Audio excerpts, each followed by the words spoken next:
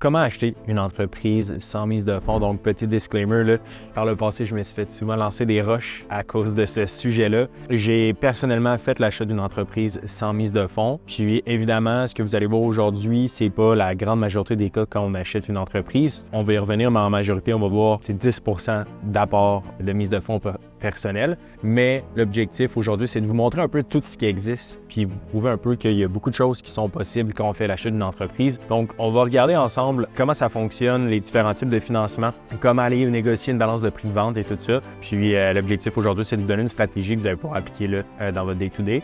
Évidemment, ici, petit disclaimer, prenez le temps de le lire, là, vous pouvez le mettre sur pause si vous voulez.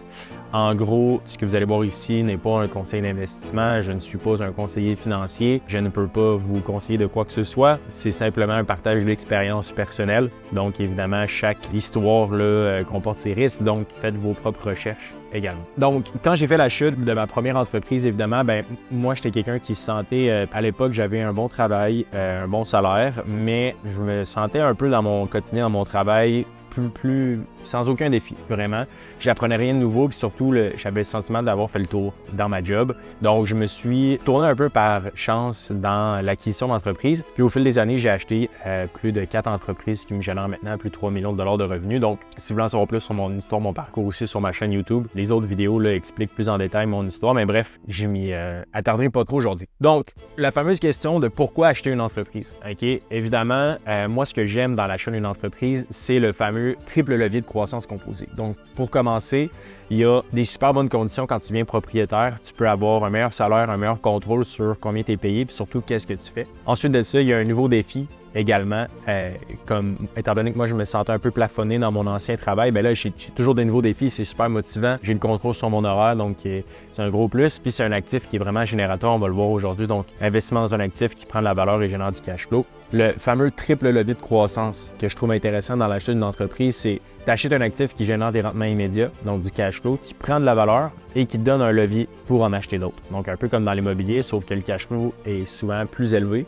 Donc, ça vient là un peu pallier à tout. Donc, sans nécessairement m'attarder, là, je sais que le sujet de la vidéo YouTube d'aujourd'hui, c'est de parler d'avoir un emprunt avec une balance de prix de vente puis voir un peu comment moi je l'ai vécu puis comment toi aussi tu peux l'appliquer. Mais en gros, ce que j'aime beaucoup de l'achat d'une entreprise, c'est le triple levier de croissance. Donc, cash flow, prise de valeur puis effet de levier. On génère du cash flow à court terme à tous les mois. La business prend de la valeur étant donné qu'elle grossit. Puis en plus de ça, on peut venir refinancer la valeur de l'entreprise pour faire d'acquisition de d'autres entreprises. Donc, tout comme dans l'immobilier, on a l'effet de triple levier, sauf qu'ici, le cash flow est souvent beaucoup plus élevé. Donc, plongeons dans le fameux financement ensemble. OK, pour une acquisition sans mise de fonds, il faut vraiment comprendre les différentes méthodes d'obtenir du financement. Donc, la première, c'est le financement bancaire. OK, c'est souvent là qui va prendre la grande majorité des deals, comme je vous dis. Financer l'achat d'une entreprise en balance de prix de vente à 100% par le vendeur. C'est très rare. Souvent, ce qu'on va plus voir, c'est 80% de financement bancaire, 10% de la balance de prix de vente, puis 10% d'investisseurs ou de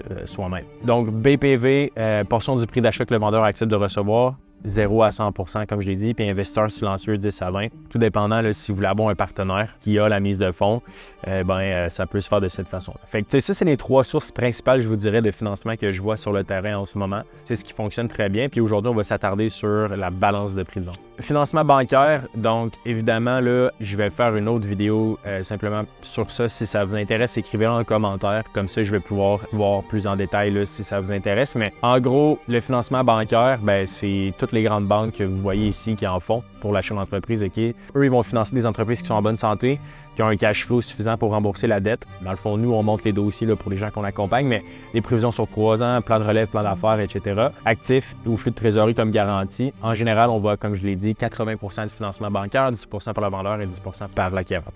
Donc, partenaire silencieux, je ne m'attarderai pas non plus sur ce sujet-là, mais en gros, c'est d'avoir un investisseur avec soi, souvent un investisseur accrédité ou un frère, un membre de la famille, qui va mettre un certain pourcentage dans le fond de la mise de fonds. Ça peut être 10 ou 20% de la mise de fonds qui est nécessaire. Donc, exemple, si tu n'as pas nécessairement les fonds pour pallier à la mise de fonds, il y a un investisseur silencieux qui peut dire, écoute, je vais mettre le 100 $ de mise de fonds, mais en échange, je vais prendre 15 ou 20% d'équité dans l'entreprise. Donc, tu te ramasses avec pas 100% de la business, mais au moins tu es propriétaire de 80-90% de la business. Donc, ça, c'est intéressant. Puis, ça te permet justement d'avoir un autre partenaire avec toi. Donc, balance de prix de vente, OK? Je vais vous expliquer en gros qu'est-ce que c'est le fonctionnement avantage, puis comment on fait pour négocier ça. La balance de prix de vente, là, c'est une portion du prix d'achat, généralement 10 à 100 % que le vendeur accepte de recevoir de façon différée sur une période de plusieurs années. Là, j'ai mis 3 à 5 ans, par exemple. Fait que ce que c'est, là, simplement dit, puis pourquoi c'est puissant comme outil, c'est qu'au lieu d'avoir la banque ou votre propre rapport en mise de fonds personnel, bien, le vendeur devient un peu la banque. Donc, il fait un prêt pour vous. Fait qu'au lieu, exemple, que la business, tu dis j'achète la business 1 million, ou exemple dans mon cas, l'acquisition que j'ai faite sans mise de fonds était par exemple de 150 000 $. Ben, ce 150 000 $-là, ça a été financé à même les profits de l'entreprise, puis c'était payé de façon mensuelle au vendeur. Donc, il n'y avait pas de banque d'impliqué, il n'y avait pas de mise de fonds, c'est directement le vendeur qui vous fait un prêt. Donc, le fonctionnement, c'est comme ici, fait que comme je l'ai mentionné, les avantages, ça réduit le besoin en capital initial et démontre la confiance du vendeur dans la pérennité de l'entreprise. Puis, pour les garanties, bien, ça ici, ça se négocie, là, mais on peut offrir des garanties pour le vendeur pour que ça soit intéressant aussi puis que ça soit win-win. Donc, ici, la fameuse question qu'on se pose, OK, c'est bien beau, le vendeur te finance, mais pourquoi est-ce qu'il accepterait vraiment? Right? C'est vraiment la bonne question puis la chose que tout le monde veut savoir. Eh bien, moi, personnellement, j'en ai vécu 2. Des balances de prix de vente là, sur mes 4 acquisitions. Non, c'est pas vrai. J'en ai vécu 3. Donc, dans la grande majorité des deals, on va toujours en voir de plus petite à plus grande taille. Donc, exemple, 10 % en moyenne, puis ça peut monter jusqu'à 100 %. Les raisons de pourquoi est-ce que le vendeur accepterait ça, c'est un propriétaire qui doit partir pour des raisons personnelles, donc proche de la retraite, problème de quitter rapidement, fatigué ou problème de santé, puis des raisons d'affaires aussi. Dossier difficilement bancable, vente à un proche ou un employé, peu ou pas d'autres acheteurs potentiels. Okay? Fait que ça, c'est vraiment les raisons principales que je vois en ce moment, qui fait en sorte que quand tu arrives pour acheter l'entreprise, ça se négocie bien puis que c'est facile d'en parler. La prochaine chose à noter, là, puis c'est un peu justement mon partage d'expérience personnelle, c'est que c'est pas usuel. Si vous arrivez dans la chaîne d'entreprise puis vous dites OK, ben moi je vais acheter une business sans mise de fonds, les chances que ça se réalise sont basses. OK? C'est toujours mieux d'avoir du capital. Là, je suis pas là pour mettre des lunettes roses puis de vous faire croire n'importe quoi. OK? Si vous avez de l'argent de côté, c'est toujours mieux pour faire l'achat d'une entreprise. Mais je veux juste vous montrer que tout est possible puis que je l'ai vécu, mais quand même, je vais mettre un astérisque puis un bémol là-dessus pour pas que vous dites ah ok, ben là Hubert l'a fait que moi aussi je vais le faire. Ça prend certaines conditions que je vais parler aujourd'hui. Fait que l'acquisition 100% d'une école de montage, ok. Donc j'ai fait l'achat d'une école de formation de montage vidéo. C'est un montant avoisinant 150 000 la transaction. Puis l'entreprise génère un 500 000 $ de revenus par année. Donc pourquoi est-ce que le deal faisait du sens d'être financé à 100%? Puis comment j'ai réussi à le négocier avec le vendeur? C'est qu'en gros, il n'y avait aucune donnée financière fiable. Donc ce que je veux dire là, c'est qu'il n'y avait pas de comptabilité qui était très bien faite. L'entreprise était financièrement plus ou moins bien gérée. Le propriétaire avait d'autres projets également en même temps. Puis il devait quitter pour des raisons personnelles. Il voulait poursuivre un nouvel objectif, puis il voulait vendre. Donc, moi, quand j'ai fait l'analyse de l'entreprise, c'était un deal hors marché. Okay? Je vais vous dire comment trouver ces opportunités-là là, un peu plus tard dans la vidéo, mais en gros, j'avais aucune donnée financière fiable, donc j'avais pas d'état financier, ce qui était difficile justement de venir juger de la qualité de l'entreprise que j'achetais. Il y avait beaucoup de risques parce que le propriétaire s'en allait, puis c'était une entreprise de petite taille, donc il y avait comme 3 ou 4 employés à l'époque de l'achat, donc c'était quand même très risqué parce que le propriétaire avait un rôle important, puis c'était même lui le visage de l'école. Puis redressement, donc il y avait plusieurs postes de dépenses en superflu, il n'y avait pas beaucoup de profit. Donc, c'est pour ça que la valorisation est basse là, par rapport aux revenus. Il y avait de la difficulté là, à générer beaucoup de profit, donc c'était difficile de venir aller financer quoi que ce soit auprès de la banque. Puis en deuxième lieu, bien, ce qu'on lui a proposé, c'est qu'étant donné qu'il pensait simplement fermer son école, bien nous, on lui a dit, écoute, on a un plan de croissance clair, on a de l'expérience, puis on veut l'amener dans le fond à un prochain niveau. Puis grâce à ça, l'entreprise va survivre, puis tu vas être en mesure de recevoir un montant payé mensuellement. Puis là, ici, les choses qu'il faut des fois convaincre, c'est les avantages de la balance de prix de vente pour les deux parties. Fait que ça réduit le besoin de financement bancaire initial, ça diminue la pression, puis ça permet de vérifier les déclarations sur les performances de l'entreprise, puis ça offre une marge de manœuvre. Ça, c'est vraiment pour vous, l'acheteur. Pour le vendeur, il y a aussi l'optimisation fiscale. Okay? Puis ça, c'est tous des arguments que vous pouvez utiliser pour négocier une balance de prix de vente. Okay? L'optimisation fiscale ici, c'est de se dire, ben OK, quand tu vends ton entreprise, tu as du gain en capital, ton gain en capital il est imposé. Plus, vous le savez, comment l'impôt fonctionne, plus tes revenus sont élevés, plus ton gain en capital va être élevé. Fait que d'offrir une balance de prix de vente, tu déclares dans le fond du gain en capital sur plusieurs années. Donc, ça te permet d'avoir une tranche d'impôt plus élevée. Puis ça, c'est la règle générale. Là. Il existe d'autres affaires là, comme la déduction du gain en capital pour entreprise, etc. Mais c'est le big picture que vous pouvez utiliser. Augmentation des chances de trouver un repreneur, potentiel d'obtenir un prix de vente plus élevé. Aussi, sécurisation partielle. Moi, dans mon cas, l'entreprise elle valait zéro. Comme, sur papier, elle valait pas grand-chose. Elle valait pas loin de zéro. Pourtant, il y avait des revenus, mais il n'y avait aucun profit. Transition progressive à la retraite, d'autres projets. Fait que la clé là, ici, c'est de présenter la balance de prix comme une solution win-win. Okay? Le but, c'est pas nécessairement d'avoir le vendeur ou d'essayer d'y enfoncer une balance de prix de vente. Là. Le but, c'est de trouver un arrangement qui est gagnant-gagnant puis qui fait du sens pour les deux. Donc ici, structure typique d'une BPV, donc paiement initial 60 à 80% du prix total financé par rapport personnel. Fait que ça, c'est structure d'une BPV. Puis là, ici, vous voyez à droite, ça, c'est un exemple concret là, d'une vraie BPV qui a été négociée. Okay. Donc ici, là, vous pouvez voir que la BPV, c'est un des dossiers qu'on a monté. Là. La balance de prix de vente, ici, était de 60 000 $.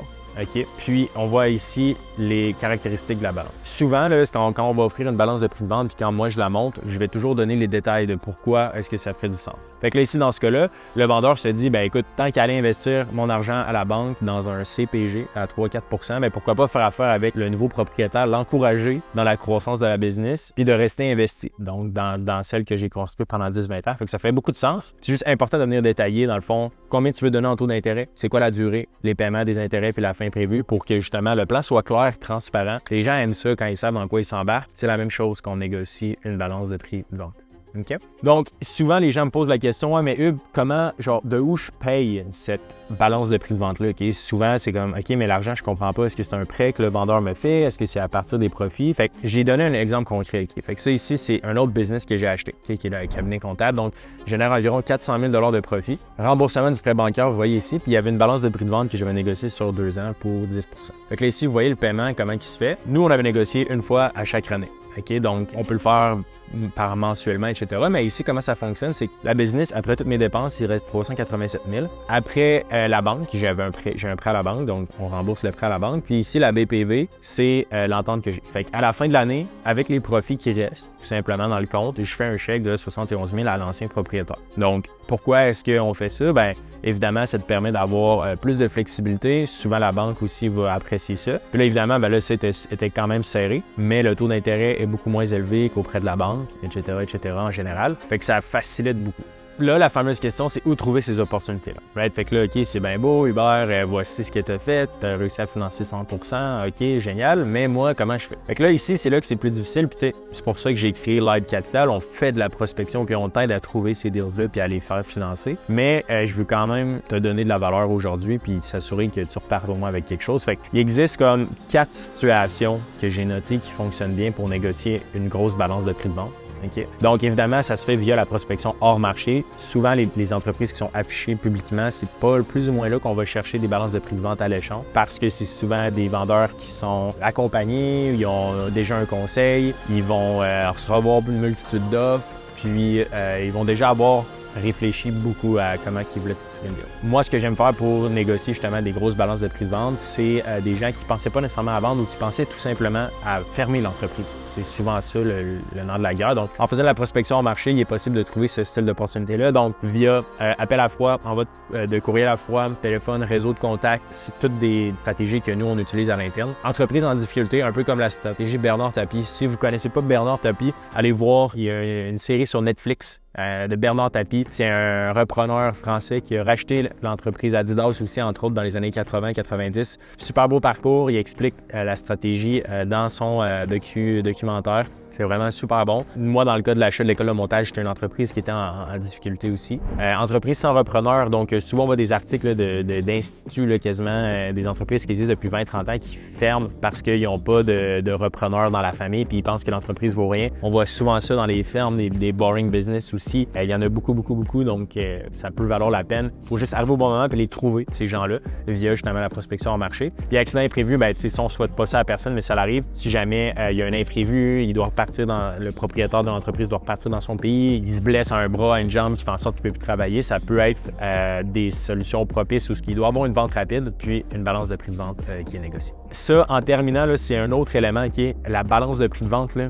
Vous pouvez pas le noter, là, il y a un gros volet d'éducation. Okay? Moi, ce que j'aime faire, c'est savoir d'où part le vendeur. Okay? Si lui, il y a un frère ou une sœur qui a déjà fait une balance de prix de vente et qui s'est fait flouer, bien, il y a un risque associé à ça. Parce qu'on va se le dire, la balance de prix de vente, il y a moyen que le propriétaire ne reçoive pas son argent si l'entreprise ne performe pas. Pour lui, il prend un risque quand même. Puis, s'il a déjà été un brûlé ou il y a déjà une mauvaise expérience avec une balance de prix de vente, ça va être très difficile d'aller chercher un 20, 30, 40, 50%, 100% de balance de prix de vente. À l'inverse, s'il a déjà acheté la business il y a 20 ans puis a été financé à 100% par le vendeur, bien, ça permet de savoir, OK, d'où est-ce qu'il part. Fait que moi, ce que j'aime faire dans une négociation de balance de prix de vente, c'est de demander au propriétaire, OK, d'où est-ce qu'il part, essentiellement. Donc, j'aime dire tout simplement d'où tu viens par rapport à la balance de prix de vente. Est-ce que tu es familier avec ça? Puis, c'est quoi un peu tes attentes par rapport à ça? Fait que comme s'il dit, ben écoute, moi, quand j'ai vendu l'autre entreprise, je l'ai financé à 80%. Puis là, la question que je pose, c'est, OK, ben toi, est-ce que, quand on parle de balance de prix de vente, tu parles-tu de 80% du prix, 50% du prix ou 30% du prix? Comme ça permet de savoir un peu où est-ce qu'on se situe dans la négociation, puis c'est quoi un peu ses attentes. Comme ça permet d'avoir une situation qui est win-win, puis qu'il n'y a pas d'ambiguïté, puis que les gens ne se sentent pas fous. Évidemment, fait que ici, c'est 4 points que vous pouvez vous baser quand on va venir éduquer puis négocier, dans le fond, la balance de prix de vente. Fait qu'il y a des avantages fiscaux, il y a des exemples de succès qu'on peut utiliser. Moi, c'est sûr que je l'ai déjà fait, puis on a un réseau aussi des personnes qui l'ont déjà fait, fait que ça l'aide. Tu peux clarifier les protections aussi, donner des garanties. Exemple que tu dis, ben écoute, si moi je meurs sur mon assurance vie, il existe différents mécanismes. Impliquer les conseillers aussi, fait que c'est sûr que s'il y a un expert comptable autour de lui ou un avocat, ben d'avoir cette conversation-là avec lui, ça peut vraiment aider. Puis, l'important, c'est d'utiliser des schémas simples et des explications claires. La balance de prix de vente, ça peut être un peu flou pour certains. Avec ce que vous voyez ici, ça peut vraiment vous aider à mieux comprendre puis à mieux éduquer l'autre côté de la négociation pour faciliter la transaction. Donc, en terminant, je dirais aussi avec les pièges à éviter dans la négociation, c'est pas parce qu'on finance l'acquisition d'une entreprise à 100% ou à 80% ou à 50% qu'on se roule les yeux puis on dit, écoute, c'est un bon deal. Il faut quand même s'assurer qu'on se ramasse pas avec un citron. Donc, c'est pas parce qu'on finance à 100% qu'il n'y a pas de trésorerie qui est nécessaire.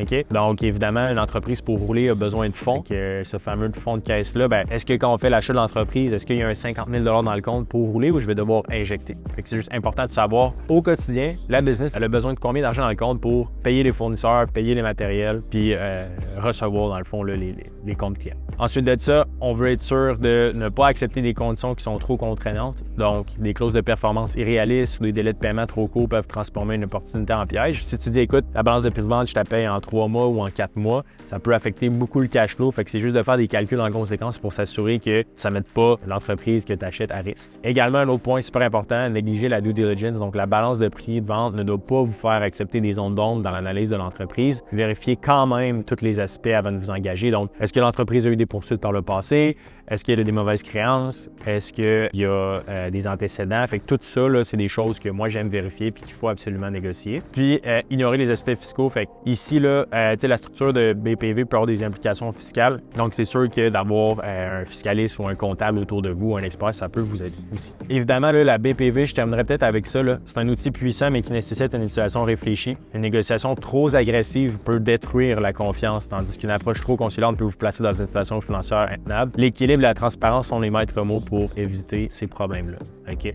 Donc, gardez ça en tête quand vous le présentez. Mettez-vous à sa place, puis rendez ça intéressant. OK? Avec un taux d'intérêt, une vie après l'acquisition et tout ça. Donc, gardez ça en tête. Vous pouvez réécouter la vidéo. Je sais qu'on a couvert beaucoup de sujets, mais du moins avec ça, j'espère que ça vous a aidé. Si vous avez des questions concernant la BPV, n'hésitez pas à les écrire en commentaire de cette vidéo-là. Ça va me faire plaisir d'y répondre ou d'en refaire une vidéo si jamais vous aimeriez en apprendre plus. Également, si ça vous intéresse d'avoir un script de négociation pour obtenir 20 à 100% de BPV, on offre un bootcamp essentiellement. Là, le bootcamp, je crois qu'il est autour de 400 $ là, pour vous aider justement à débuter dans le domaine. Vous allez pouvoir me voir en live aussi, puis je vais pouvoir analyser vos deals si ça vous intéresse. Je vais mettre un lien en commentaire pour vous inscrire. Ça dépend des cohortes, là, ça se peut qu'il n'y ait plus de place, OK, tout dépendant quand est-ce que vous voyez cette vidéo-là. Mais si ça vous intéresse d'avoir accès au script et à plus de ressources, on offre un bootcamp, là, c'est quelques centaines de dollars. Ça vous aide vraiment à maximiser votre capacité d'emprunt, avoir une bonne cote de crédit, comprendre comment financer l'achat d'une entreprise, puis apprendre à faire une acquisition de A à Z. Donc voilà, c'est tout. Abonnez-vous à la chaîne également si vous voulez voir d'autres vidéos comme ça. J'espère que vous avez apprécié et on se dit à bientôt.